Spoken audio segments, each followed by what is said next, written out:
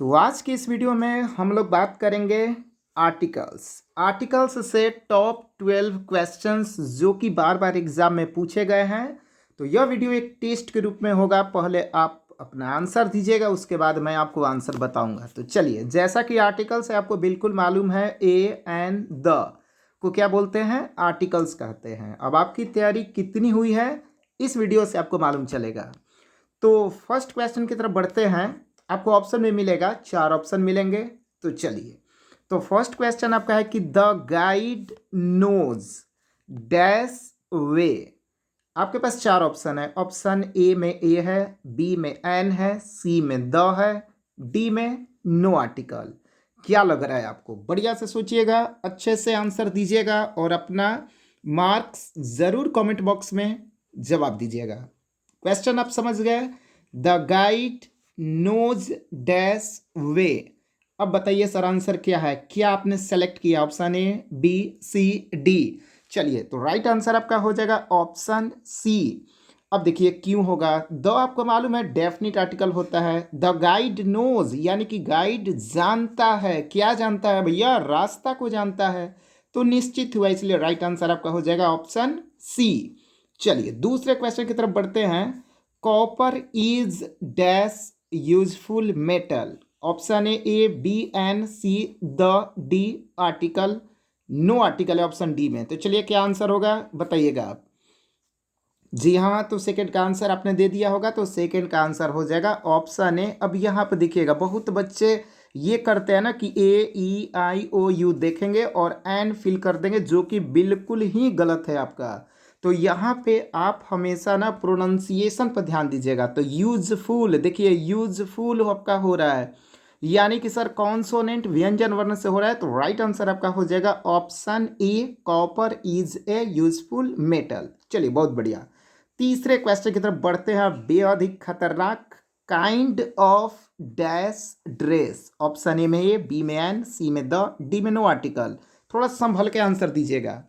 जी हाँ, तो थर्ड का आंसर देखिए, मैं आपको एक बात बता रहा हूँ, एक कॉपी में नोट कर लीजिएगा। Kind of, type of, sort of, variety of. चलिए, आप सुने नहीं ध्यान से, फिर से हम आराम से बोल रहे हैं।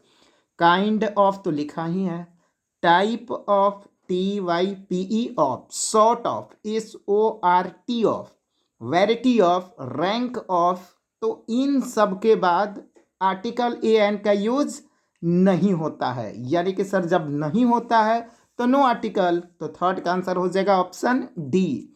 अब क्वेश्चन नंबर 4 की बात करते हैं। इस क्वेश्चन में 99% बच्चे फेल हो जाते हैं। He is dash honest, a and the no article. जी हाँ, क्या आंसर होगा? चलिए, तो 4 का आंसर बिल्कुल आपने सही दिया, नो आर्टिकल। यहाँ पे क्या हो जाएगा? No article. अब कुछ लोग के दिमाग में चल रहा होगा, भैया एन क्यों नहीं? तो एन इसलिए नहीं होगा क्योंकि रूल कहता है कि केवल एडजेक्टिव के पहले आर्टिकल यूज नहीं होता है। एन कब होता है? जब यहाँ पे बॉय हो जाता, ठीक है, तब जा करके होता है। यानी कि एडजेक्टिव के बाद नाउन होगा तो ही आर्टिकल का यूज करेंगे। तो ही इज, यहाँ पे कोई आर्टिकल नहीं होगा, यानी कि option D is the right answer. Question number 5 की बात करते हैं, बेहद ही आसान है।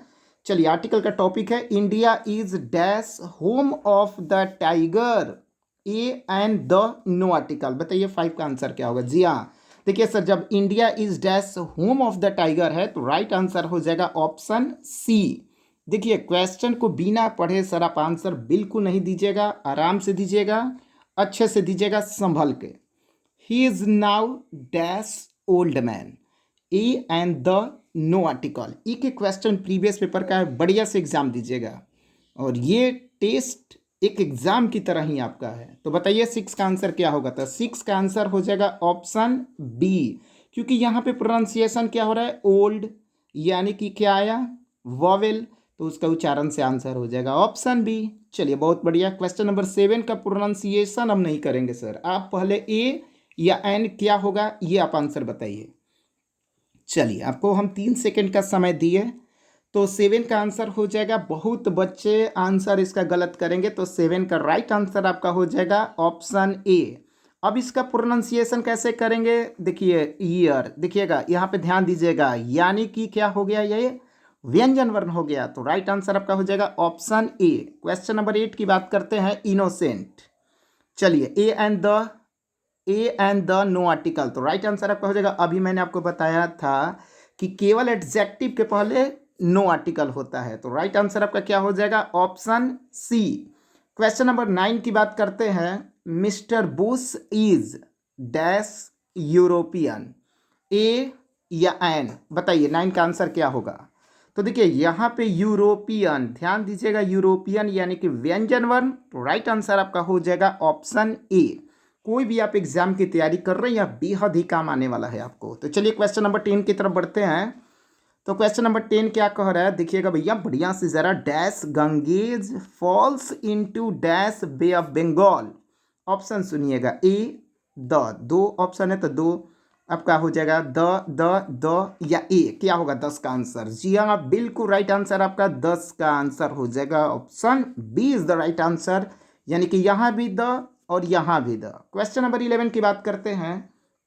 दे waited her for dash hour, a and the no article, तो 11 का आंसर क्या हो जाएगा बताइए, आराम से अच्छे से सोच करके। तो 11 का आंसर हो जाएगा ऑप्शन बी, क्योंकि आवर है। देखिए आवर यानी कि स्वर वर्ण आया, तो राइट आंसर क्या हो जाएगा, एन। और लास्ट क्वेश्चन आपका है, ही is dash postman, A and the, तो बताइए आंसर क्या होगा। बिल्कुल ही आसान है, तो 12 का जवाब सर आपको कमेंट बॉक्स में देना है। और ये वीडियो सर आप ज़रूर अपने दोस्तों में शेयर कीजिएगा, और ये एक टेस्ट के रूप में है। अपना मार्क्स ज़रूर बताइएगा कि कितने मार्क्स आए, और नेक्स्ट वीडियो के लिए चैनल को सब्सक्राइब ज़रूर कर लीजिएगा। ओके, धन्यवाद।